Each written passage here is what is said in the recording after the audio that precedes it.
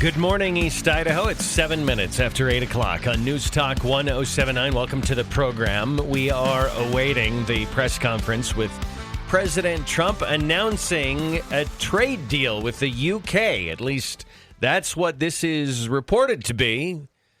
And as we talked earlier, Julie, you said this could be a domino that will fall, and it will start other dominoes to fall as well when it comes to trade. And I guess my question here is, I think it was Steve Martin, the actor, who once said, you have to be so good they can't ignore you. Okay. And that's why he worked so hard to become a good actor, a good comedian, a good entertainer, so he could be so good that they couldn't be ignored. I think that's what Donald Trump's standard is as president. He is going to have to deliver so much accomplishment that it simply can't be ignored by the media. And the thing is that he got the votes believing that he could. Yes. Like, this isn't a pipe dream. People believe this is going to happen. Yes, I believe so too. And I also think, I don't know. I don't really try to make a lot of political predictions now. But I think if the Democrats continue to just be the loyal opposition, the automatic no vote, the stonewallers to what Trump's trying to accomplish, they do it at their own peril. Because we had statistics yesterday, polling that CNN's Harry Enton talked about. When it comes to crime, Trump's not underwater on that. When it comes to immigration, he's not underwater on that. If he starts to deliver on these trade deals, I think he's had to spend some political capital because the tariffs are not that popular, and it's caused some volatility in the stock market, and people are seeing their 401ks fluctuate and go down. Yeah, they're worried, and understandably so. But if he shores this up and brings stability with new and better trade deals with big nations around the world, that is going to send the stock market flying, and we'll see everything and more restored to our 401ks. And I think at that point, when you are solid on the economy, you have a bully pulpit that the opposition, they might try to, and they will, no doubt they'll try to gaslight for a while and tell us we're not seeing what we're seeing with the Dow or with, the S&P or with employment numbers or whatever the metric might be. But I think they're just going to continue to make themselves less and less relevant if they try that approach. I agree. And I really do feel like this is what the American public has been wanting. I'll read you his X that he put out to just kind of give you an idea of how confident he is in this. The agreement with the United Kingdom is a full and comprehensive one that will cement the relationship between the United States and the United Kingdom for many years to come. Because of our longtime history and allegiance together, it is a great honor to have the United Kingdom as our first announcement. Many other deals, which are in serious stages of negotiation, to follow. Yes. I do believe that this will be the domino effect that people have been clamoring for. It will be interesting. Something I'm watching for is a template that Trump will use to approach these countries and to seal these deals, where it can't be all in our favor and other countries have to get screwed by it. I don't think we're going to see that. I think it's going to be a reasonable deal. It will feel unfair to them because historically they've been getting the far better end of the deal. So it's going to be a more even keel trade deal. But I think that he's probably using similar standards for each country that he's approaching. And we're going to see some patterns emerge in the trade deals that are coming. Yeah, I agree. So, this is exciting. It's great news. I think that if I've had some unsteadiness about what Trump has been doing, I've had some nervousness about the tariff wars. I don't think that you're going to, bat 1,000 with that. I think there's going to be a few swings and misses. But I do believe he's got the upper hand in every part of this. China's coming to the table. Those talks are going to happen. It may just be barely incremental movement, but at least it's a start. Yeah. And maybe it's going to be more. It's funny. There was a story a day or two ago where China, at first they were just sort of ignoring us. Obviously ain't. But then they said, I guess there would be no harm in having some discussions. Yeah. Yeah, if they've got factory workers striking. Yeah, it's sort of like, you break up with your boyfriend or girlfriend, and you're like, I'm never talking to them again. And then a couple of weeks go by, and you send a text. Hey, do you want to just go get ice cream and talk? And they say, well, I guess there would be no harm in that. Like there would be no harm in that. Right, exactly. So 2 hours later, you're making out in the back seat of your car. Right, yes. So, but I think that China knows that, it's not going to be a sustainable situation because you're right. If they lose the U.S. as a customer, if they decide they want to keep trying to play hardball, they'll lose their economy. Mm-hmm. I mean, they send so much stuff to us that it is in their best interest. And it might even be an existential thing for the Chinese Communist Party. Yes. Because you have people who are protesting, not showing up to work. You've got people pushing back now in China. And that's not something they're used to. And I think they realize we are far outnumbered. If the people actually decided to rise up in China, we'd have our hands full. I kind of like Trump's approach to this, too, about, hey, this is an opportunity, Americans, for you to figure out your spending habits. Yeah. So one product doesn't keep coming from China that you consume regularly. Find a new product.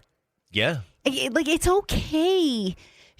People act like I deserve zero disruption in my life. Yeah. How dare you disrupt my life in any way? Yeah. Well, that's not reality. Businesses come and go. Businesses open. Businesses close. Products rise in cost. And sometimes we change what we do so that we can buy a cheaper version of it. Or maybe we just cut that thing out of our life. Yeah. I don't understand why we're so tender.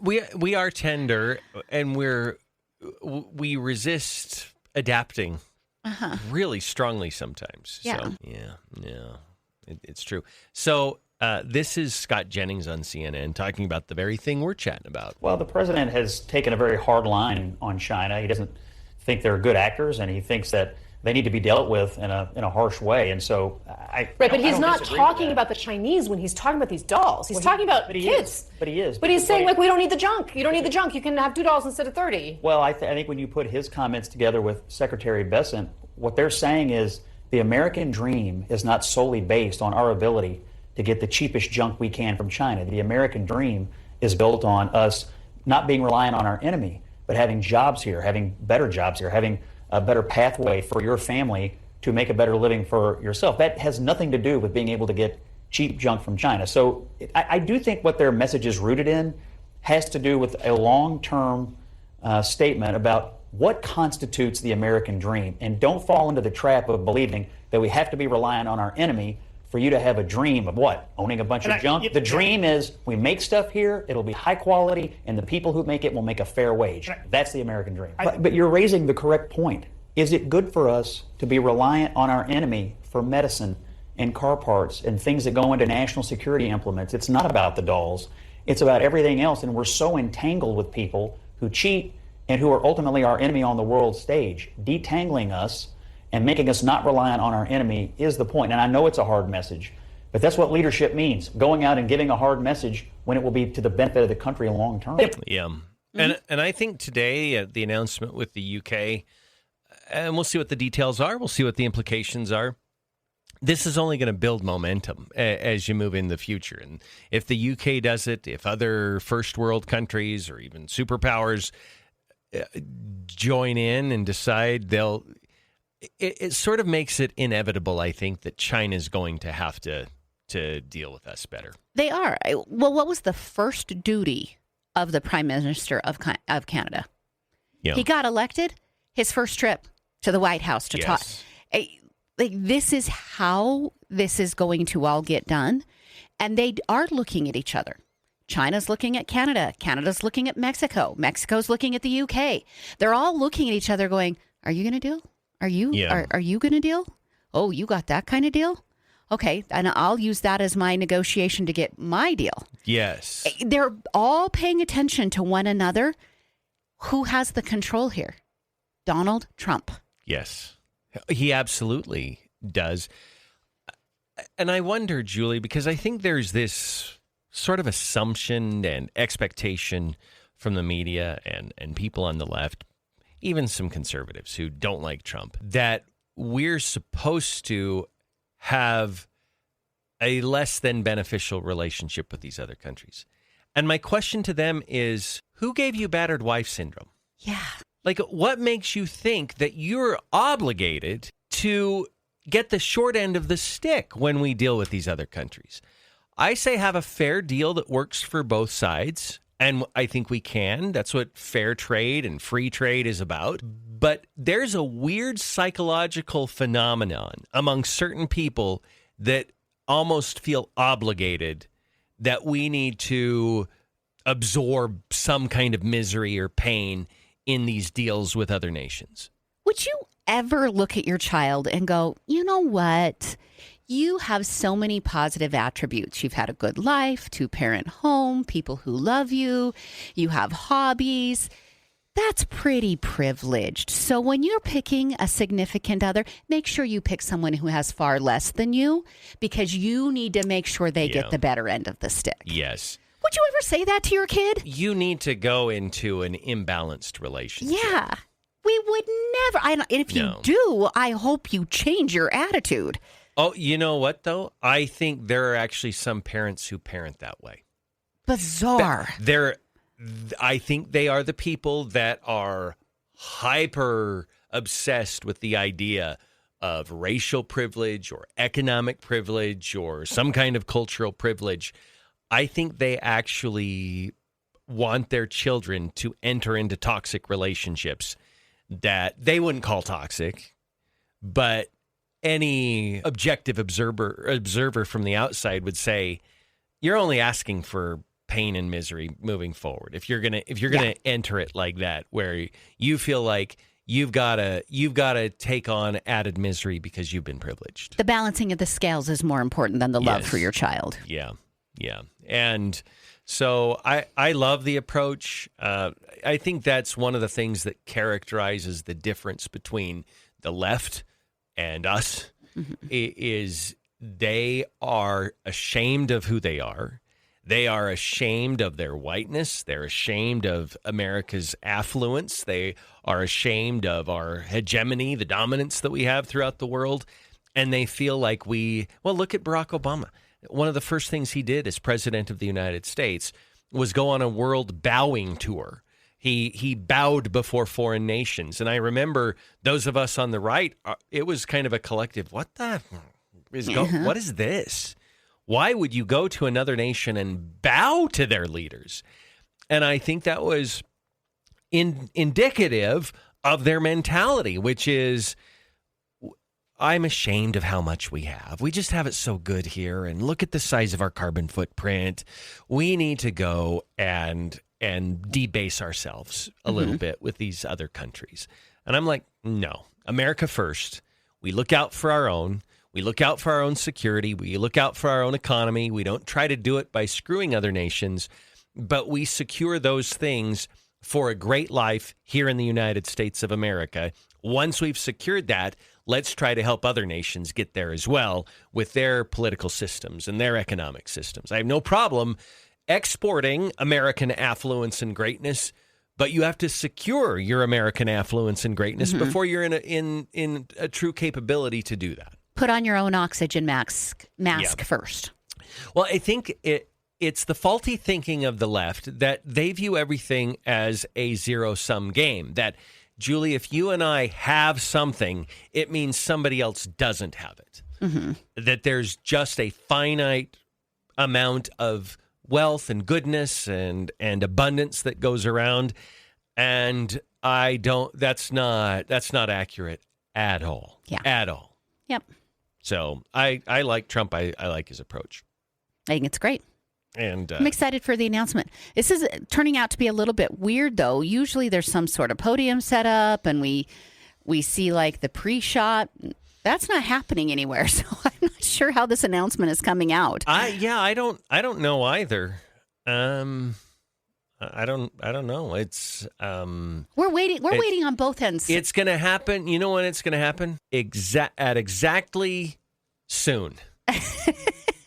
That's what it's saying is soon. Yeah. So this Thursday morning waiting game we're playing. We're waiting to figure out who the Pope is. We're waiting to figure out the exact announcement from the president. Yeah, we're on smoke watch today. Mm-hmm. So yeah, here's the thing. I'm interested in it because obviously it's a historic moment for the Catholic Church, but I'm not familiar with any of the cardinals. So it's sort of like watching a Super Bowl, but I have no idea of anything about the teams. Like we like curling, but if they're not wearing shirts telling us where they're from, we don't know who to cheer for. We have no idea. No idea whatsoever. Yeah. So yeah, that's us right now. Yeah. You caused me some PTSD this morning, Julie. I do that a lot, though, with the news cycle. Yeah, you kind of do. But you made the reference to how there are different rounds of voting. And we're like, maybe it's ranked choice voting. Uh-huh. They might go in there and go, okay, who am I going to list? 1, 2, 3, 4. You get to list 8 of your favorite Cardinals. And then they do a round. The bottom vote getter gets kicked out. Yeah, and then they reassign the votes of those ballots and redistribute them, and I'm getting nauseated just thinking about it. And maybe you know what? They're just playing games in there. Maybe they're like, let's leave everybody on edge. We already know who it's going to be. Yeah, and they all acknowledge it, and instead they're like, they're in a full blown bridge tournament. Yes. Yeah, I know. Can we revisit that for just a minute? Sure. I hadn't forgotten it, but I'd kind of forgotten that element of Proposition 1 and ranked choice voting. Uh-huh. And I know we won that battle. Like, I don't know why I'm revisiting it, because we won it 70-30. We destroyed them. They will never, they're probably more twitchy than we are talking about it. That's ludicrous that they took the losing ballots, and you were rewarded if you chose a loser. Yeah. Your ballot gets counted more often and more times if you chose the loser. It's insane. Uh-huh. That alone probably would have gotten the whole thing tossed. And everybody knew. This is the thing. Everybody knew that particular method of voting is about the lousiest way to do it. And I can't remember what the word is. There's actually a field of study where they study different voting methods. I'm glad I'm forgetting this, actually. Usually I get frustrated. I'm actually happy that I forgot what that word is. But they said it produces unexpected wonky results at the highest rate. Wow. Pathology, I think, is what they like, a negative pathology. And that's exactly why you had liberals wanting it in Idaho, because a weird, unexpected result for them might mean a far-left liberal wins the legislative seat. Yes. The whole thing was just going to be so harmful. Yeah. And it's just not the way it should be done. Yeah. People invent these kind of issues to get a result that they can't get the legitimate way. And this isn't the only place we see this. It happens in other areas of life, too. Yeah. And they just chose to implement it via ranked choice voting across America. And here we are. Good job, Idaho. Can I invent a new term? Retro rage. Yeah. Instead of road rage. It's relitigating battles you've already won. This is a form of celebration. I know. It's true. Yes. Man, we were invested in that. It took a lot of us. I can tell you there have been 3 topics that have dominated everything we've talked about in the 8 years that you and I have worked together. Mm-hmm. The first one, Medicaid expansion. Oh, yes. The second one, COVID. Third one, ranked choice voting. That's true. It did sort of take over. Mm-hmm. Was it as prevalent in the public mind as it was in Neal and Julie's minds? COVID absolutely was. Yeah, that's true. Mm-hmm. Yeah, COVID it was. I think the other 2 issues, which oddly enough, 2 of them were Reclaim Idaho's sham efforts. Mm-hmm. and we were the watchmen and women on the tower. You can call me a watchman. I'm okay with that. Yeah, I think we were the ones on the tower going, you got to look out for this because they're not telling you everything. Yep. They're not. So, okay, 828 on News Talk 107.9. Still no press conference yet, but we're keeping an eye on things. We'll join. We're also watching for the smoke to rise from the Sistine Chapel. Could have 2 more votes today or 3? 2 more. They've already had 2 failed ones this morning. Okay. All right. We'll keep an eye on things. Plus, we've got some local stuff to talk about as well. It's all ahead on News Talk 107.9. It's 8:32 on News Talk 107.9. Neil Larson and Julie Mason. And you, if you'd like to reach us on the Stones Automotive Group, call and text line 208-542-1079.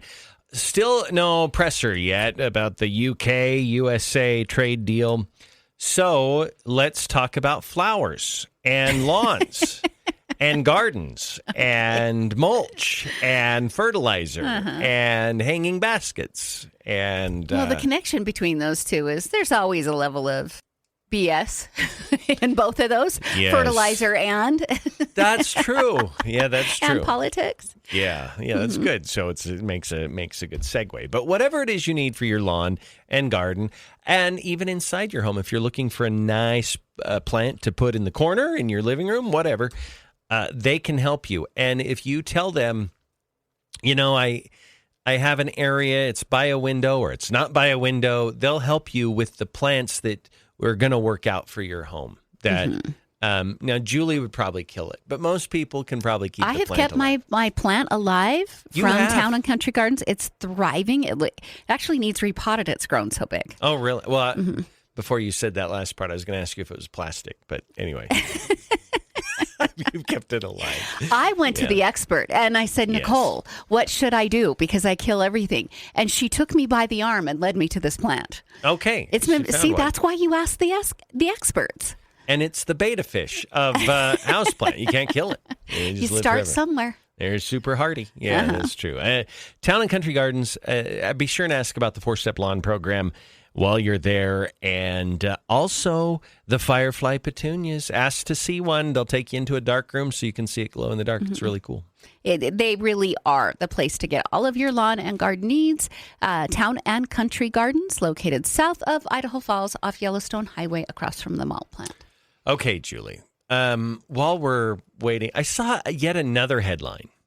Negative about Kilmar Abrego Garcia and human trafficking. Like the person in charge of him said, "Oh yeah, we hired him to human traffic for us." Yeah, he was absolutely smuggling humans through Tennessee when he was pulled over. Like, at what point does the left go, "Okay, we were wrong. Yeah, we got this one wrong." Well, they're not talking about it anymore, so I think that's their version of shh. That's the best apology we're ever going to get out of them. All right, let's go to the phones. Hi, caller. How are you? I'm great. How are you? Good. Doing well today. We talk tariffs? Sure. Go ahead. Well, I'm a manufacturer here in southeast Idaho. We manufacture fly fishing gear, and I work with China, Korea, Pakistan, Japan. And so I felt the impacts of this, but I fully support Trump. Trump's job's not to make my life easier. His job's to make America better. Yeah. I love that outlook. I got to tell you, I'm grateful for people like you. We've had some people text in, and to them, if they are negatively impacted at all financially, then they're against it and they're opposed to it. And I'm glad that you see that larger picture. And I think for a lot of people, it's kind of cognitive dissonance because they might be harmed a little bit in one area of their life, but they want the country as a whole to do well. And sometimes those things can be in conflict. So thank you. I think you're being a good example with that thought today. Yeah, well, manufacturers can get creative to figure out ways to do things to keep prices down too. So sometimes we just have to go back to the drawing board, and we haven't raised prices since pre-COVID. And, because we've been able to get creative in doing different things and stuff. So can I ask you a question? Because I'm really curious. you manufacture fly fishing equipment. I would imagine you did okay during COVID, right? Because people were encouraged to get outside and they had spare time. We did. So the industry as a whole did phenomenal during COVID. Yeah. After COVID, the industry is seeing a huge decline. So as an overall, I think the industry was down last year, whereas my company saw double-digit growth still. Yeah. So we're creative and we're focused on certain things that help the consumer, and I think that's why we're still growing so fast compared. Well done. Good for you. And if you want, you can shout out your business on the show today, if you feel inclined to. Sure. I own Moonlit Fly Fishing here in southeast Idaho, out of Pocatello. Okay. Great. Very cool. What do you just absolutely love that? That to me sounds like you get to do your passion every day. I do, absolutely. Yeah. Good for you. Yeah. Well, good. Thank you. Thanks for sharing your experience today. Appreciate it. He drummed up a thought in my mind. So during COVID, manufacturing for my supplies for my business shut down. Yeah. I had a really hard time getting supplies from the place that I was currently getting. In fact, I never got refunded about $1,500 worth of that I had paid for and was never sent to me because I was getting it from Asia. And we actually interviewed Steve Yates during that time, and he's like, "Oh, you're not going to get that. That country has completely shut down. They took COVID that seriously. They're not in their factories. You are not going to get your supplies." Yeah. But you know what that did? It made me go searching for different supplies. I had to not be lazy. Yeah. So I started searching and searching and searching. I absolutely love my new supplier. Oh, good. It opens new doors. You can either whine and let it shut you down. Was that enjoyable? No. And did I lose some money? Yes, because of COVID. Mm-hmm. Okay. Fix it. Yeah. Yeah. It can be a good thing. Yeah. I mean, you and I can attest to yeah. A door opens when a door closes. Yes, it does. 8:38 News Talk 107.9. Still no press conference yet on the trade deal. And we're still seeing the live shots of the stack smoke, whatever. The conclave. Yeah, the conclave waiting for some smoke. So, all right, we'll be back after this. All right, it's 8:44 on News Talk 107.9. Neal Larson and Julie Mason. And, Trump's usually late, but he's not usually this late. Yeah, I'm not sure why. This was supposed to be at 8 o'clock. We're 45 minutes now behind, so we'll see. There we go. Yeah. Yeah, okay. Conclave, trade, UK. Speaking of the UK, Julie, this, I'm sure, is what caused James O'Keefe to make the video that he made last week about how I'm going to go off grid for a while because I'm going to be threatened for what we're about to break. And what broke overnight was that a crisis advisor to the royal family was very much inside their orbit. Told the story of Prince Andrew once it was revealed that he was connected to Epstein and there were allegations that he was doing things with underage girls. And I think we all know what doing things meant.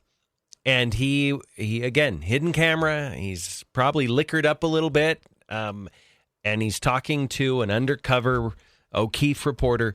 And he said, yeah, Prince Andrew was having sex with underage girls. Now, I watched this, and obviously that's a big blockbuster story. But then at the same time, I'm like, I think we kind of already knew this. Like, this is not that big of a leap from what we were already suspecting Prince Andrew was involved in. It's pretty much just Occam's razor, right?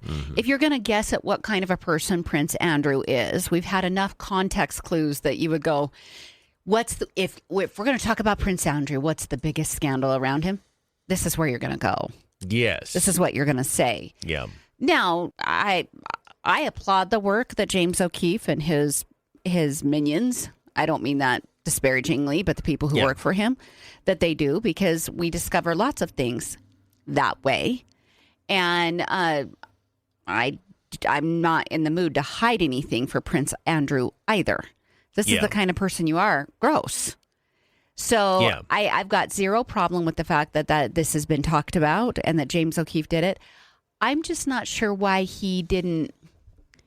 I just don't know why he took such a drastic stance a week ago, other than it being a publicity stunt. I think it was. And I think it was a way to build interest and hype, because they had a split shot. They had different camera angles. It just it felt like it was a produced deal. But he says that in the coming days, there is going to be more coming out about more people involved. So I don't know if he started with the big bombshell first to bring attention to the subsequent revelations, or is his strategy, we're just starting with Prince Andrew because it's a recognizable name, but the big bombshell is going to be saved for later. Like, I don't know how he's meeting this out, Prince Andrew is the hors d'oeuvre, and there is a main course coming. Yeah, right. And furthermore, this is going to cause an issue in my mind, Julie. If O'Keefe is putting all of this stuff out, why isn't Pam Bondi putting all this stuff out? She was asked about the Epstein list yesterday, because we talked about audio from James Comer, who said they think that he believes that most of it's been destroyed, burned or shredded or whatever. Well, she did come out yesterday and vaguely say there's thousands and thousands of documents and we're reviewing them and that takes time, blah, blah, blah, which is not a very satisfactory answer for people who are like, really? Can't be that hard. Scan all that junk into ChatGPT or whatever secure AI source you have and start learning. Yes. And you could put out a preliminary report of details you can put out and just say, this is preliminary. Here's some things that we are learning that we can tell you about. And then meanwhile, in the background, keep pouring through the documents, protect the identities and the reputations of the innocent, do all the things that you need to do, but at least give us something. And because the more we live in a very distrusting and conspiratorial age right now. And I'll tell you, there's a lot of people that are watching the delay on this Epstein stuff because it was promised it was going to come out. Even Trump's answer was kind of weird when he was pushed on this. So again, that's not me criticizing Trump, but there's weirdness around it. Yes. And our theory is, unless they're all in on it and they don't want themselves to be harmed by it, the best explanation I could come up with is the people who will be harmed by it can cause great harm to our country because they have national security secrets and they've got a gun being held to Pam Bondi's head or Trump's head, whatever. And we don't want to put our country in peril just so we can find out who's on the Epstein list. Like I would even understand that you would not want to have all of our secrets out there to China, to Russia, to Iran, to all of our enemies. That's too great a price to pay just so we can know who's on the Epstein list. Okay, let's say that's true. What if they came out and actually copped to that? Said, you don't want to know what's on this list and it's going to harm America and we're going to have to keep it secret, at least for now. Yeah. How do you respond and how does the American public respond? Outrage. I wouldn't be outraged because I would kind of understand that. I don't think that would be enough for the American people. Yeah, that's my thought, is that they're backed into a corner. If they're brutally honest with it, it's not going to be enough. Yes, you're right. Well, it's a darned if you do or don't situation, because if you announce it, they will pull the trigger on this, and it would cause massive problems for whatever. They hold some cards, and that's the tough thing about all of it. So, all right, 8:51 News Talk 107.9. Let's break while we're still waiting for this press conference, and still no smoke from the Sistine Chapel. There is a seagull, though, also interested in the outcomes because it is standing right there like 5 feet away. That seagull is very religious. This matters to him. It is. We should have AI make it into a dove. That would even have more religious. It would. We'll be back after this. We'll be back after a quick break. Hey, it's Brad from Now 105.1 and QP99. I'm in the studio here. I love our studios, by the way. Ranger Rick back there. There's Neal and Julie doing their thing. Hey, when you want to advertise on the radio, what do? You call the radio station, right? But what do you do when you want to advertise on Facebook and Instagram and Hulu and Disney Plus and Peacock and the other TV streaming services? You can kind of click around on them and make guesses or read books or take courses online on how to do that advertising. Or you could call us at the radio station. At Sandhill Media, we take care of your local radio and digital marketing. So reach out to us at sandhillmediagroup.com and we'll make sure that your message gets heard and seen wherever your customers are.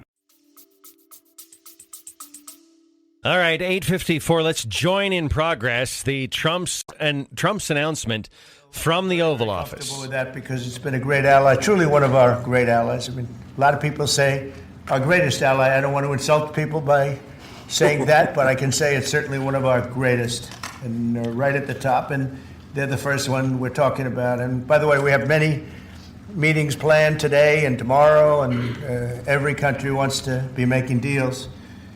And we have a meeting, as you know, Scott will be going over to Switzerland on Saturday, and that'll be very, very interesting. We'll find out, but I think they want to make a deal very badly, too. Both countries have agreed that the economic security is national security and will be working together as allies to ensure that we have a strong industrial base, appropriate export controls, and protections for key technologies and industries like steel. Steel is a big factor. Both countries will become stronger with steel and things necessary for military. You know, we used to build ships and other things literally at a level that nobody's ever seen, and we haven't. We've eased up, and I would say that the UK certainly eased up, but now we're going to be uneasing both, and we work together.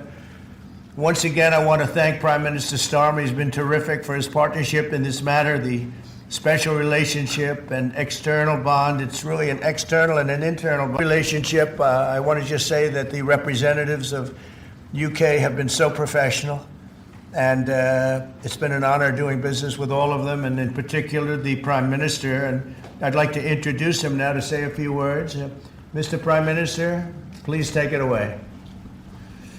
Thank you, Mr. President, Donald. And this is a really fantastic, historic day in which we can announce this deal between our two great countries. And I think it's a real tribute to the history that we have of working so closely together.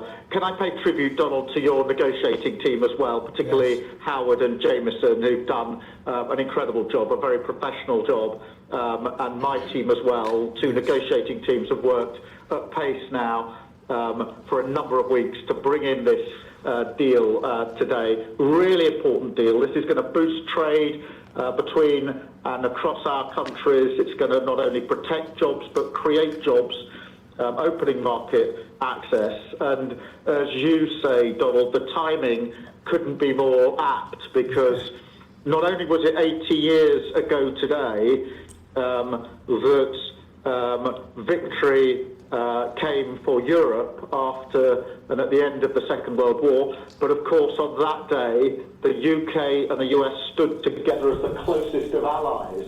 And Donald, I think even down to the hour, because you may or may not know that it was about this time of day, exactly 80 years ago, that Winston Churchill announced victory in Europe, and that led to great celebrations across Europe, across America, but particularly in the United Kingdom. Literally people going out into the street, putting bunting up, going up to the palace. And so to be able to announce this great deal on the same day, 80 years forward, almost at the same hour, and as we were 80 years ago, with the UK and the US standing side by side, I think is incredibly important and makes this truly historic. That close relationship has endured over those 80 years. As you know, Donald, when it comes to defence and security and intelligence sharing, of course, there are no two countries that are closer than our two countries.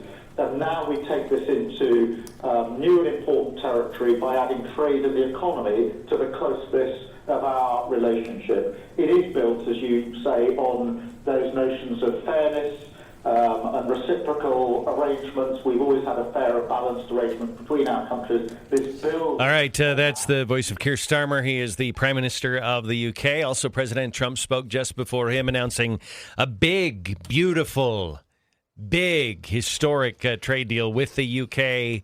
I'm sure there's a lot of details to unpack with it, but essentially it's designed to reduce the red tape between the two countries. So, good win for Trump today. Great job. Like this, I really believe this is the domino. Hour 2 coming up.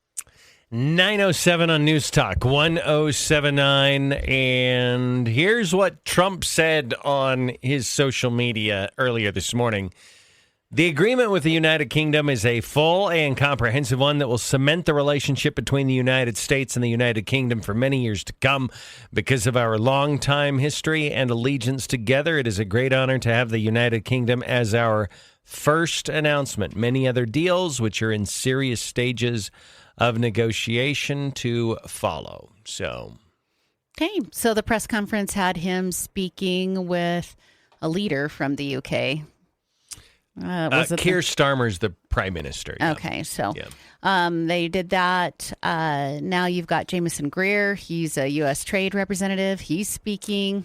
Let's listen in, and they're moving to Greer right now. I just have to echo the President and the Prime Minister when we talk about VE Day. This is something we've been waiting for decades, and there is no more appropriate day to do this. And when we step back and we look back a few weeks from now or months from now or years from now, we're going to look back at this day and better appreciate the significance, I think.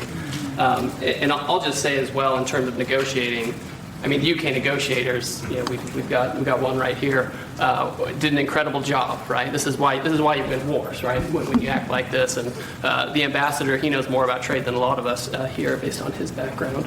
And I would say on this deal, Mr. President, what we've shown is that it is time to change the way we do trade. People said we couldn't do a global tariff. We did a global tariff. They said no one would want to deal with us. People want a deal. They said no one give offers. You saw that stack of offers I showed you yesterday of all those countries. Said we wouldn't get deals, and here we are with the deal with the 6th largest economy. We've agreed to have fair and reciprocal trade, and we've done it in record time. Thank you very much, sir. Great job. Thank you, sir. Mr. Ambassador, please. Well, Mr. President, thank you very much indeed in hosting us this morning. And thank you very much indeed also for that very typical 11th hour intervention by you with your phone call to the President, demanding even more out of this deal than any of us expected. So thank you for that. The Prime Minister was delighted, obviously, to take that call later tonight. But you took it to another level. And I think the point I would make is twofold. One is that if we're going to rebalance and rebuild international trade in a way that serves all our interests, then we're better doing that together than separately and apart, and that's what we're on a mission to do. But secondly, you've done what you said you would do. You said to the Prime Minister when he came and we visited in the Oval that you would do a good trade deal with the United Kingdom, that you would do it at pace, and that we would be first. And you have delivered that. You've been true to your word. So thank you very much indeed for that. For us, it's not the end. It's it's the end just of the beginning. I mean, there is yet more we can do in reducing tariffs and trade barriers so as to open up our markets to each other even more than we're agreeing to do today. But it also provides us with the platform, the springboard, to do what I think will be even more valuable for both our countries in the future, and that's creating a technology partnership between the United States and the United Kingdom so that we can harness science and technology in order to create future industries and future jobs, and to do that together in the way we work so closely already in the national security and defence area. We can just take that to yet further areas of science, enterprise and endeavour. So we're looking forward to doing that in the coming months. You've launched us extremely well today. It just, in my view, as the Prime Minister has said, just shows what two countries who trust each other, who are confident in each other and are familiar with each other can do, not just for ourselves, but for those, the rest of the world, who need to benefit from a bigger and better international trading system. All right, that was Lord Peter Mandelson. He's the ambassador to the United States. Lord Peter. Thank you, Lord Peter. My favorite part of that was that this is a broadcast to everyone else when he says two countries that trust one another. Yes. It's like looking at somebody and going, this is my best friend, and announcing it to everybody else. Yeah. Like right. telling them all, you guys, snooze, you lose. Look at what we're building here. Yeah, that's true. And I think that's a good point. They don't want to be, other countries are not going to want to be left behind. Mm-hmm. So good win for Trump. It's interesting because I think that you have the optic. Can we talk about the politics of it? I know that's a little seedy, but the Democrats want to behave like Donald Trump is illegitimate, that he's not to be taken seriously. But yet, he just got off the phone with the British Prime Minister. Yeah. We just heard from the British ambassador to the United States speaking Trump's praises and how good of a deal this is for both countries. And both sides are speaking its praises. I guess my question that I'll ask to the ether, the ethereal Democrats listening out there, how many of these will it take for you to finally acknowledge that Donald Trump is very, very good at this? The answer is never. It's limitless. Yeah. They will never bow. How? At some point, why won't they say, okay, I don't like the guy, but he is delivering? Mm-hmm. There are times when I've done that with Bill Clinton, for instance. Didn't really like the guy. Some things about him disgusted me, but he was pretty good at some things, mm-hmm. and he delivered on some issues that I think that I would even say benefited the American people. Barack Obama didn't do a whole lot for the country, but I would acknowledge his strengths at times. Mm-hmm.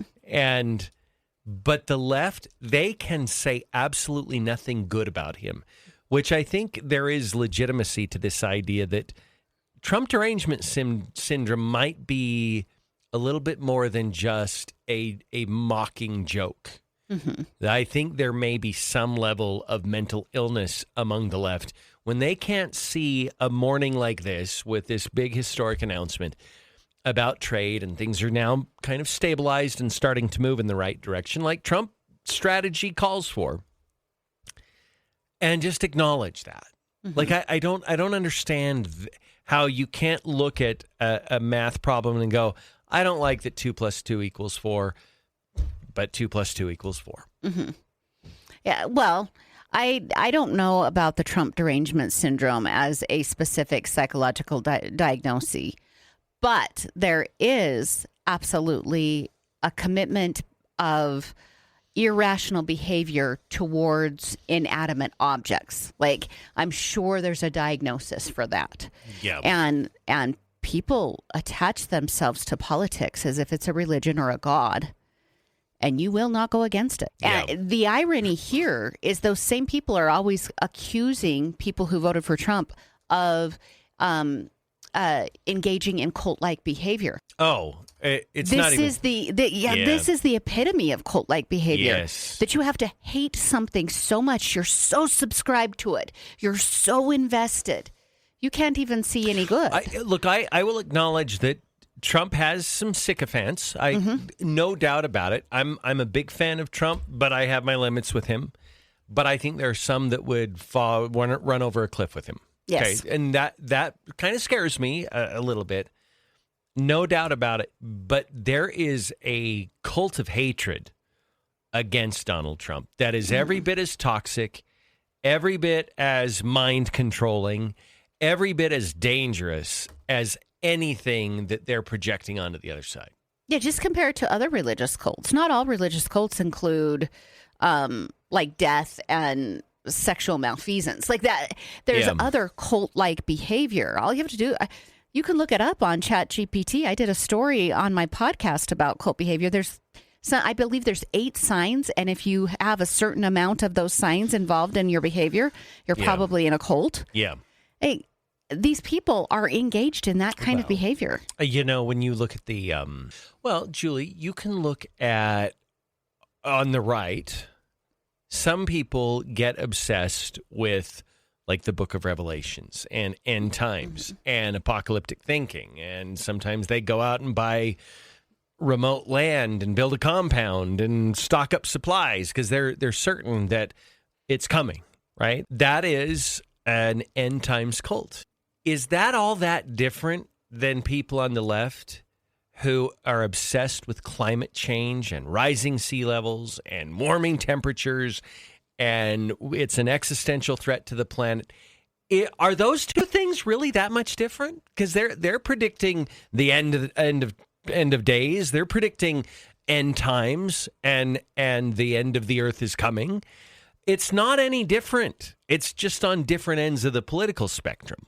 Yes, and when you can suspend reality, like those people who are involved in the cult-like behavior with the end of times because of climate change, when they decide that they hate someone, a la Elon Musk, all of a sudden this glorious machinery that Elon Musk creates is evil and bad. Yes. Yeah. Even though it's solving the problem you say that you're so religiously connected to. Mm-hmm. Yeah. There's no rhyme or reason there. Right now, they are actually taking questions inside the Oval Office. So let's tune in to some of the Q&A here. Ethanol reducing of tariffs from 19 to 0, which for our row croppers is a huge deal, but also for beef. And as we move forward, I know our incredible trade. By the way, this is Brooke Rollins. She's the Ag Secretary. Reduce really all of our agriculture exports. And I don't know if there's an industry that has been treated more unfairly and has suffered more than our agriculture industry. So we look forward to, I'll be in the UK on Monday, talking to my counterpart over there for next week.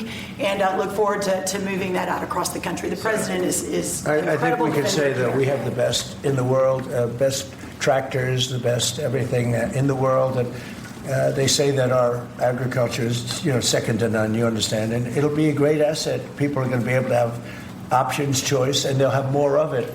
And that usually means lower prices. How about we'll do you and then you? A follow-up question for the Italian TV, Daniele Compatangelo, LA7, TV 2000, Primetime Media. So congratulations for the deal. We'll see a big revenues from the chart. But what's the rest of Europe? It's a victory day, but other European countries, it seems like they're losing the trade. We intend to make a deal with Europe. We have found that the European Union treated us extremely unfairly, very difficult, and hurt themselves in doing so. And they very much want to make a deal. We'll be dealing with them. We are dealing with them currently. So that'll cover pretty much the rest of it. But this was separate because of Brexit in particular. This was a separate deal. It always seems so natural. I mean, all the media would say that this seemed to be like, why did this happen 25 years? Why didn't it happen a long time ago? And it was always amazing to me. Somebody would say, hey, we got to make a deal. We have to make a deal. But this deal just fell into place. The Prime Minister did a fantastic job. His representatives are total professionals, and they got along well. And it just seemed to work. And I think one of the reasons it did is because we blew up the whole system. If we would have just been dealing with you separately or, country by country, we blew up the whole system. It was very fair to very unfair to the United States. And I think because of that, this worked out so nicely, and I'm honored that it was the first deal. Please. Sir, you mentioned... Well, why don't you go in the back, yes. Oh, thanks, sir. I'm with the London Times. I'd say this is a great day for James Bond because now Aston Martins will be available to Americans. Will it be even better by extending it to film? You've talked about a big tariff on films, and we'd like to know if there'll be relief on British... Well, we're going to have a discussion on that separately. And as you know, we're putting tariffs on that particular film, he said, the movie makers. And we're going to be doing some tariffs to get them because a lot of them have left this country They all live here. The money comes from here. Everything comes from here, but they make them in other countries. So we're going to do something to bring them back, maybe to a large extent. But James Bond has nothing to worry about that, I can tell you. James Bond. And, you know, Sean Connery was a friend of mine. Sean Connery was responsible for my getting zoning in Aberdeen. He said, let the bloody bloke build his golf courses. I was like 4 years into the process, and it was impossible in Aberdeen. And I don't know, he just stood up one day and he said that. As soon as he said that, I got the approvals in about 2 minutes. So he was a great guy, Sean Connery. And are you sure if you're going back there later in the year? Are you going to Scotland and to the yeah, I will be, sure. It's great. We have a lot of investment over there. We have Turnberry, Aberdeen. We have, as you know, in Doonbeg in Ireland, right on the ocean. They're all in the ocean. I only have interest if they're on the ocean. And we have good investments over there. It's been beautiful. Yes? Mr. President, if the talks go well this weekend between Secretary Bessent and Ambassador Greer with their Chinese counterparts, not preemptively, but if the talks go well, would you then consider lowering the tariff rate on China? Well, it could be. I mean, we're going to see. Right now, you can't get any higher. It's at 145, so we know it's coming down. I think we're going to have a very good relationship. You know, I always got along very well with President Xi. That relationship was greatly disturbed by COVID when COVID came in, but we get along very well now. I mean, the relationship was hurt with a lot of people, a lot of countries when COVID came in, but I think we're going to have a very good relationship. I expect to have a very good relationship with China, Scott. I think it's a very friendly meeting. They look forward to doing it in an elegant way. China, as you know, has a tremendous trade surplus with us, and we just can't have that. And but I think it's going to be very good for both countries. I would like to see China opened. You know, one of the big things here is, and nobody would know this, but the UK was largely closed. It was very much closed to trade, and now it's opened. And a lot of the financial reporters are very happy about that because so much. I listened to them. Well, I hope they get countries opened up. And then you compete on a fair basis, but you can't compete when you're not allowed to go there. China would be the number one example of that. You know, it's very closed. We almost had it last time before COVID, and that didn't work out. But we made a great deal with China. They had to buy $50 billion worth of our food products, and it was a great deal, doing very well for our farmers. And then when Biden came in, as usual, nothing happened. You know, he didn't enforce it. And it got less, and ultimately, you know, destroyed a great deal. That was a great deal. But no, I think that we're going to have a good weekend with China. I think they have a lot to gain. I do think they have far more to gain than we do in a sense, but we're going to have I think we're going to have a very, very good weekend. Will you speak to Xi after the weekend talks? I might, yeah, sure, depending on what Scott says. We Scott is doing certain countries, and Howard's doing certain countries. I mean, I wish I had like 10 more of each. Then we could do them all at one time. But there will be a time. We'll do a number of them, and then there'll be a time. I think I can say to Scott and Howard, where we're just going to say, because we understand the countries, we understand what they want, where we're just going to make the deal. In other words, we don't need the country involvement because we've already had it. And we'll say this particular country, which had big surpluses, let's say, we had therefore deficits, that this particular country is going to pay a 25% tariff or a 30% or a 50% or 10% or whatever it may be. I think we should explain it now. One of the things we did here that we'll rarely do is on cars, we took it from 25 to 10 on Rolls-Royce because Rolls-Royce is not going to be built here. I wouldn't even ask them to do that. You know, it's a very special car, and it's a very limited number too. It's not, you know, one of the monster car companies that makes millions of cars. They make a very small number of cars that are super luxury, and that includes Bentley and Jaguar. So we have some very special cars. So in order to help that industry, and that's really, you know, handmade stuff. And they've been doing it for a long time in the same location. And I said, yeah, that would be good. Let's help them out with that one. But that's different than a car company that comes out and makes millions of cars, which they'll be doing in our country. They're going to build. All right, it's 9:26 on News Talk 107.9. Getting up to take a break. So this is a great example, that Rolls-Royce moment where Trump goes in and he's a firebrand and he sort of sets a tone, but he'll deal. He'll look at it and go, yeah, Rolls-Royce is never going to pick up a lot of market share in the United States. They don't make enough cars for them to hurt Ford or Chevy or whatever, local car, or not local, but national car company. So he's not unbending about it. He acts that way at the beginning, but then he's like, it's something I can offer back to you to get a concession out of you. Right. I think I'm looking at a chart that Donald Trump put out on Truth Social and then obviously has been reshared on X, showing just the details of what's going on. So the UK tariffs used to be 5.1%. They're now down to 1.8%. Okay, so that's the change there. The US tariffs used to be 3.4%. They're now up to 10%. Okay. Which is going to be the tariff revenue that Trump is expecting is going to be somewhere around $6 billion. Okay, we're taking care of America with that. And now we have access to the UK market in things like ethanol, beef, cereals, fruits, vegetables, animal feed, tobacco, soft drinks, shellfish, textiles, chemicals, machinery. And then he writes more because I'm sure that's not an exhaustive list. Yeah. But for people who have been kind of running around with their heads on fire thinking, we're going to run out of the grocery stores are going to be empty. No. That is not going to happen. And it's deals like this that will make sure that doesn't happen. Yeah, it's true. Do you think, Julie, food for thought question here, the threat of the tariffs being very painful have expedited this process? Oh, sure. I think that's actually an important element of it. Yeah. It's 9:28. Panama. I just sent you an email. Okay. Concerning an opportunity for your daughter to sing somewhere. Oh. Now Trump's saying we're going to have a good weekend with China. He's feeling positive about the talks. Of course he's going to say that, but yeah. I hope it's right. I hope it's accurate. Okay, while he reads that, you guys, I saw a story on East Idaho News.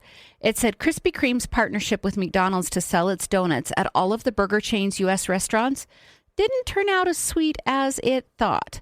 The donut chain announced in its earnings release on Thursday that it is reassessing the deployment of the rollout, with the partnership pausing at 2,400 locations. The deal was intended to expand the reach of Krispy Kreme, which has far fewer locations than McDonald's and relies on grocery and convenience stores for most of its sales. So they have brick and mortar buildings, but they send those donuts out to grocery stores and convenience stores. So their idea was that they were going to put these donuts and have them sold at roughly about 13,000 McDonald's restaurants, and that would all come online by the end of 2026. Now they're saying, not so fast. We don't think we're going to be profitable with it. Would you buy a Krispy Kreme donut at McDonald's? Would you have added that to your order? Maybe. I don't know. Maybe. Want to hear my unpopular opinion about Krispy Kreme donuts? Yeah, go for it. They're only good when they're hot. A Krispy Kreme donut in the grocery store or at the convenience store is very subpar. So what is different about their glaze? Like the flavor's different. Like what do they do? Do you know what I'm saying? It's super sugary. Yeah, it's very sugary. But I don't know, they put something in it. But yeah, I would agree with you. I Maybe think almond? Does it almost have I would doubt they would do that because of nut allergies. Maybe, but could you have almond extract though? An artificial? Yeah. Probably. Yeah, it could be that. I don't know. I just don't like a Krispy Kreme donut unless I'm at the brick and mortar and it's hot. And it's warm. Yeah. Well, I already know your answer. I was going to ask you, if you have donuts like at home, do you pop it in the microwave for like 8 seconds so it warms up?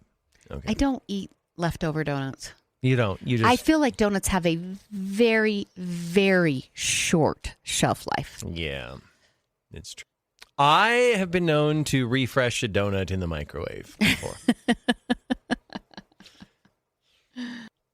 Yeah, Stephanie is reminding us that Wendy's has Cinnabon.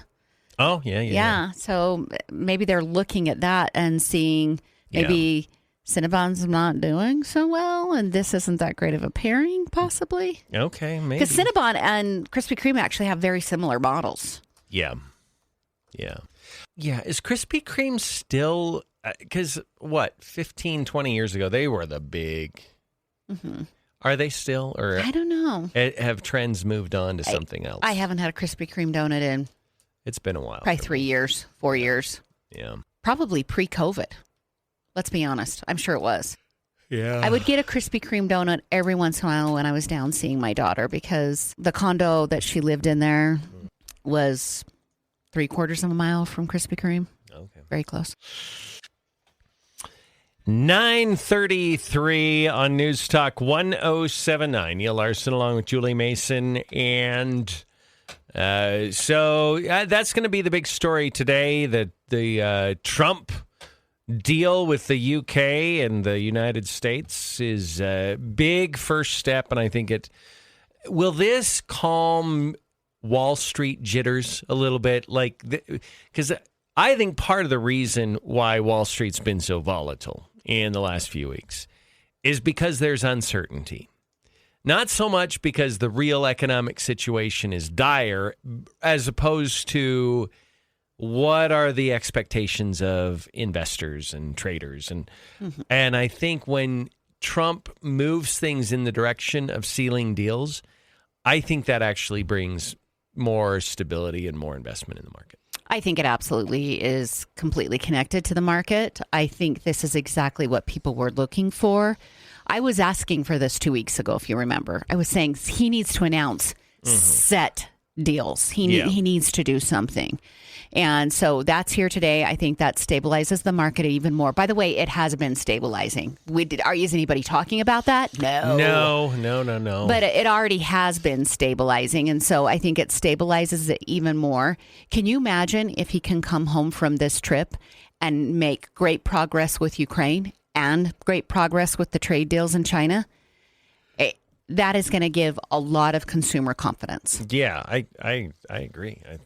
I think it's all positive here. Let's go to the phones. Hi, caller. How are you today? Good. How are you doing today? Good. Hanging in there. Well, now that we have an agreement with Great Britain, how long do you think it'll take us to come to something with Canada and Mexico? I have no idea what the timelines are on those, but I think it will probably happen pretty quick. It sounds like there is a multi-pronged, simultaneous effort here. And, but in terms of what's going on behind this, I have no idea. But I bet it's pretty quick. I bet it'll happen pretty quickly. Good. And then just one real quick question. You've discussed education yesterday quite a bit. Do you have any facts on what it costs to teach students here in Bonneville County 91, 93? Yes. I'm going off memory here. Julie's going to look up the actual numbers, but I think it was around 14 in District 91 and 11 and change in District 93. Okay, very good. So good. Well, you two have a fantastic day, and thank you for your program. Well, thank you. Appreciate you calling in. 208-542-1079. So Bonneville School District 93 and then the Blackfoot School District have very similar numbers, just over 11,000 per student in Bonneville. Blackfoot is almost 12,000, 11,800 basically. And then let me check Idaho Falls School District. Hold, please. 15,302, and Jefferson County is 15,965 per kid. Per kid. I was explaining this to Neal over the break, one of our breaks, that I had a conversation about this report with an educator. Mm-hmm. So some of the variances, we talked a lot about demographics because we were asking the question, why is it so much less in Madison County? Yeah. So there's reasons that add into all of it. The assumption built into this report, and we'd have to check, but the assumption built into this report is this is an average of the cost of students. So if you have a special needs population, that is higher than other districts, you are going to have a higher cost per student, just simply because it might cost the average kid maybe $12,000 to be educated. A special needs student is more like $50,000. Mm-hmm.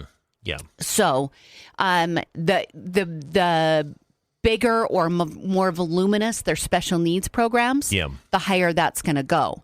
Also, we talked about the packages for the teachers. If the teachers are paid more and their benefits packages are better, like they have better compensation on their insurance and everything, that's going to raise the cost per student as well. Okay. So you're looking at differences there. And District 91 does have that beefed up insurance policy for their teachers.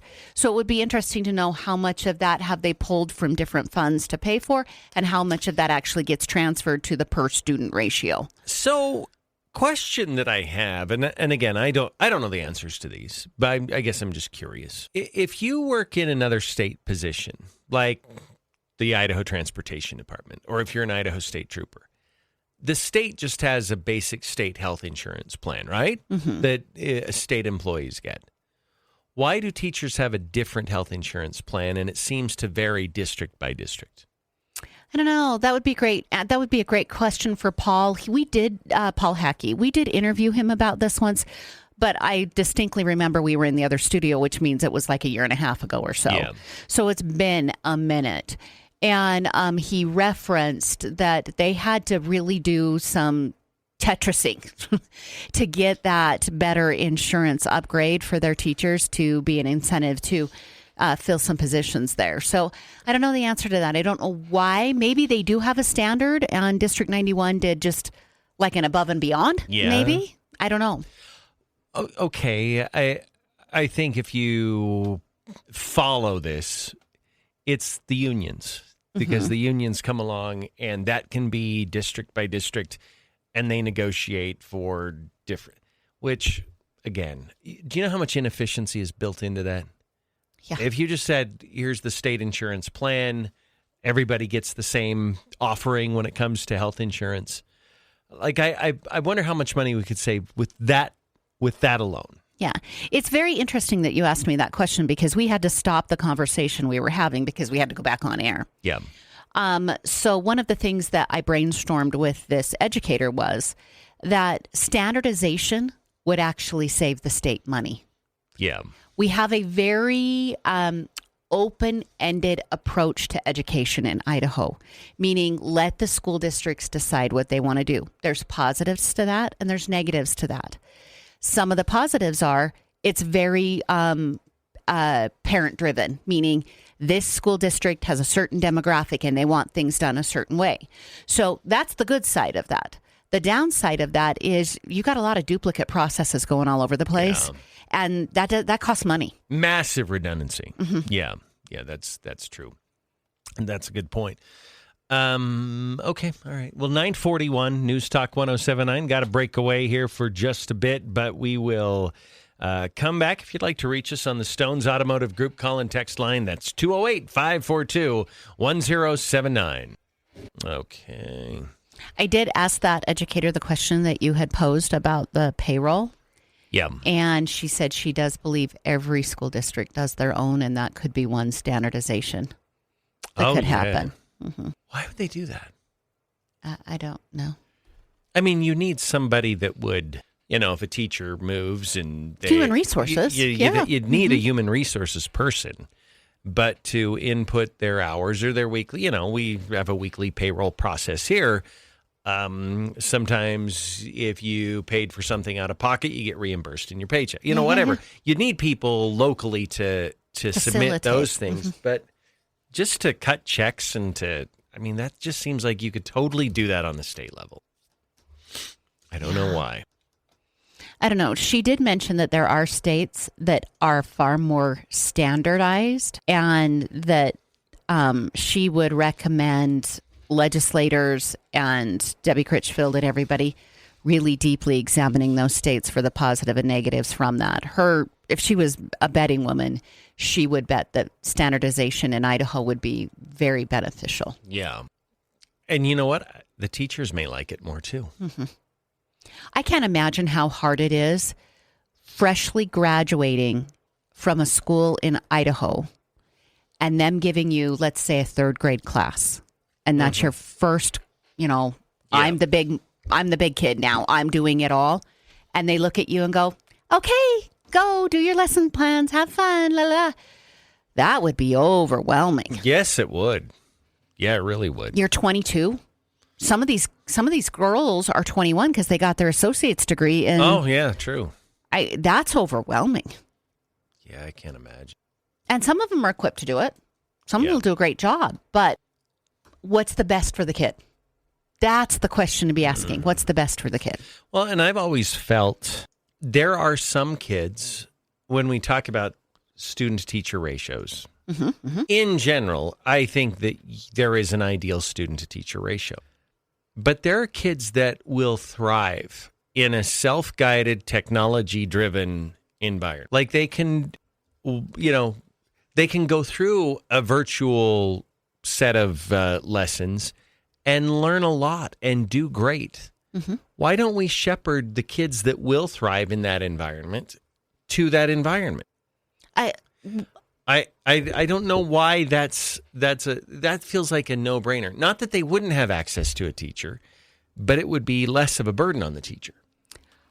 I think we experienced something in Idaho, and I don't know if it's unique to Idaho, but I think here we experience we've built this thing, and it's a beautiful thing. And look at our private education system. And we have put so much into it, and we're doing it. And it might not be perfect, but it is good. And don't touch it. It's gentle. Don't touch it. Yeah. Times have changed. Your education system that you built 3 and 4 decades ago needs an update. Yeah. They don't want one. Yeah. I will say, I think that there are some superintendents that are, I think charter schools were a big wake-up call. And they knew, okay, parents now have a choice. Because in Idaho, I remember growing up, private schools were always somewhere else. And the homeschooling was just a weird concept. Like, you heard a little bit about it, but nobody was doing it. But they also weren't teaching crazy, weird stuff in school either back then. I mean, it really was kind of reading, writing, and arithmetic. And so there just wasn't, everybody was fine with that. What was I going to? I don't know. I feel like today's education environment wants the loyalty that it's traditionally enjoyed, but they're not doing the things that led to the loyalty. Yeah. They're now trying to inject you know what? It's wokeism. It's progressivism. It made its way into K through 12 education. And now they're trying to teach our kids about gender and sexuality at young ages. That, I think, is probably the biggest driver of parents wanting to get their kids out. Yeah. I would say that, too, that the parents were willing to work with the inefficiency and whatever. But when you start messing with a kid's mind, and messing is the word there that can be switched. Yeah. If you enrich a kid's mind, yes. Oh, yeah. You mess with a kid's mind. Well, it's the difference between teaching them what to think and teaching them how to think. And we need to create nimble, independent brains, not clones. And I think the system has become more interested in creating clones. Yeah. Have to think a certain way on climate change, have to think a certain way on gender, you know what, though? Here's the thing. It's the same thing. One door closes, other doors open. I think we're seeing education innovation that is going to be revolutionary. I think when you combine it with what AI can offer, the fact that kids embrace technology very, very quickly, far faster than grown adults do, I really think education looks completely different in 5 to 10 years. And it'll be weeping, wailing, and gnashing of teeth because every big adaptation results in that. But I think we're actually headed for an education renaissance if we just keep going down this path. The really vindictive part of Julie wants to look at those teachers' unions and go, oh, you got what you deserved. You destroyed children for 2 straight years in COVID. Yeah. And now you're mad that people are on to you. And they want to leave. Yeah, good point. 9:48 on News Talk 107.9. Do you know what I think I'm going to do this weekend, Julie? Tell me. I'm going to head out to Town and Country Gardens, get some tomatoes, and plant them in my tomato buckets. I'll be getting some soil, the right fertilizer for it, probably some gravel in the bottom for drainage. And I'm going to do it right this time. I actually talked with Rex about this a few weeks ago when I went to visit. And I said, you know what? I tried this a couple of years ago, and my tomatoes just struggled all year long. They weren't totally dead, but they just never thrived. And he started asking me a couple of questions. And I answered him, and we figured out the problem and know why it didn't thrive. So with those modifications, this year I'll move forward with the potted, because I love fresh tomatoes. Like, I absolutely love fresh tomatoes. So I look forward to that. So I think that's going to be one of my little outside projects this weekend. That's fun. And you're going to get everything you need at Town and Country Gardens because they'll have all that. Yes, they will. They'll have the fertilizer. They'll have everything that you need to prep that soil and to make that a positive experience this time around. Mm-hmm. Maybe tomatoes aren't your thing, but you want to do something else. Maybe you need some help with your potted plants and they get too much sun where I put them or something like that. Ask, they'll help you.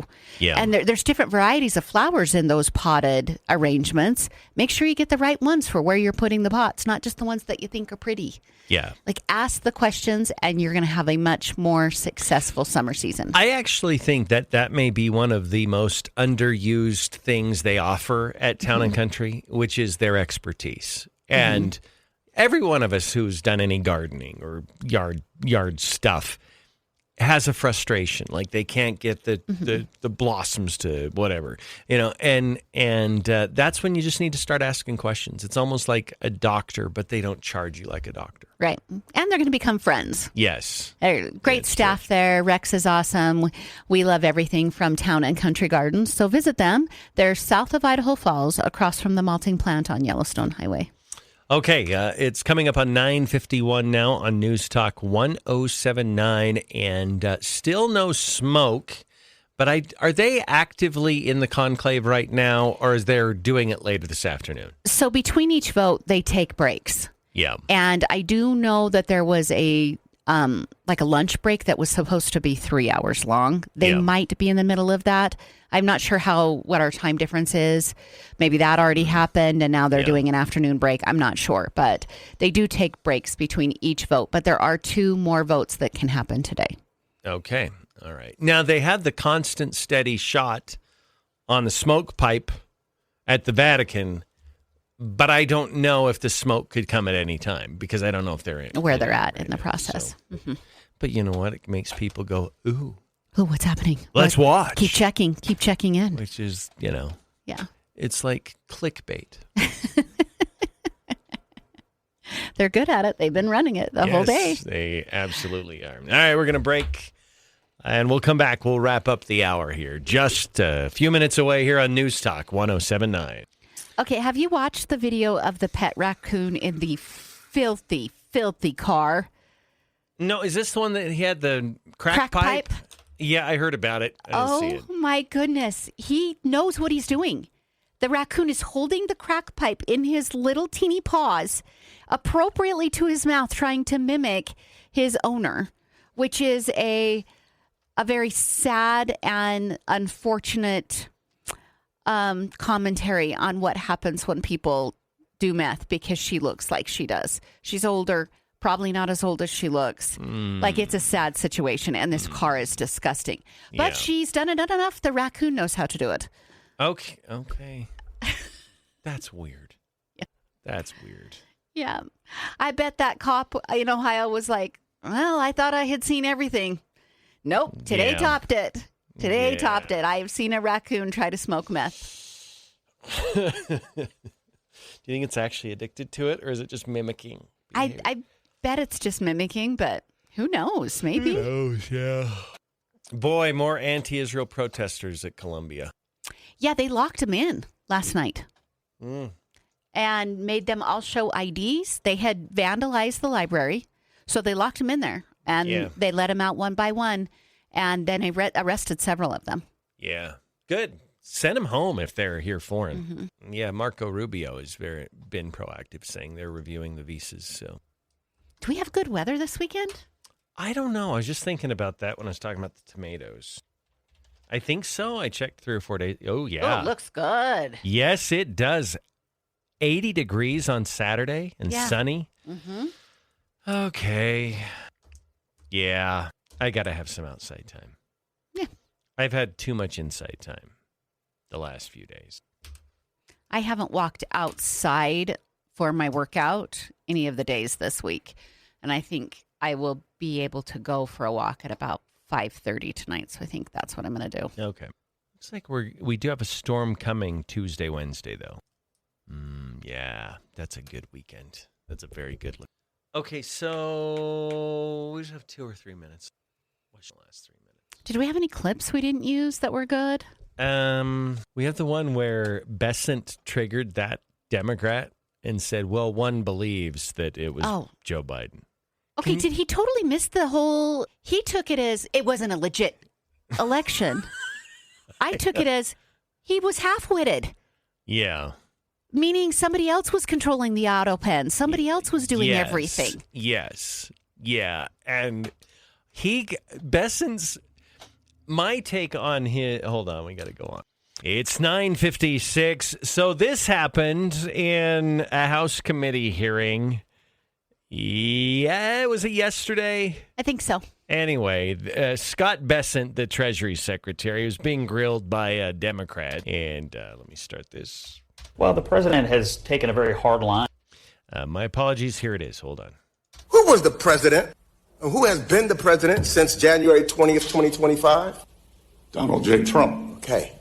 And who was the president in 2024? One believes President Biden. One believes? You one of those non-believers that the election, the American people didn't vote? I am not. You're not? You said one believes? He gets triggered. Do you believe in the Constitution of the United States? And it should be I believe in the Constitution of the United States. So you believe in it without any second thought. You don't have to think about it. You believe in it, and you would abide by it. Is that correct? I have and I do, sir. Okay. But do you know that a president has said he may or may not? He don't know? Let me ask this question. I couldn't believe my... He just lost it. Yeah. And I don't even think he got the joke. Yeah. He went to the election results. That's not the way I interpreted what he was saying. Yeah. What he said, one believes... He's referencing that we had a dementia-ridden president, and so somebody else was running the presidency. Who was really in charge? Yes. Like, well, one believes that it was Joe Biden, but he had handlers that were... Yeah, it wasn't a commentary on the 2020 election. It was the commentary on the auto pen, the... I just wanted to go, you're so dense. Decision to withdraw. Yeah, well, he is. However... Is this a methinks thou doth protest too much moment where Besant was over some target? Yeah, maybe. And that's why that guy got all triggered. Anyway, It was an interesting exchange. Have a wonderful Thursday. Julie and I return tomorrow for a Friday right here on News Talk 107.9. We'll see you then.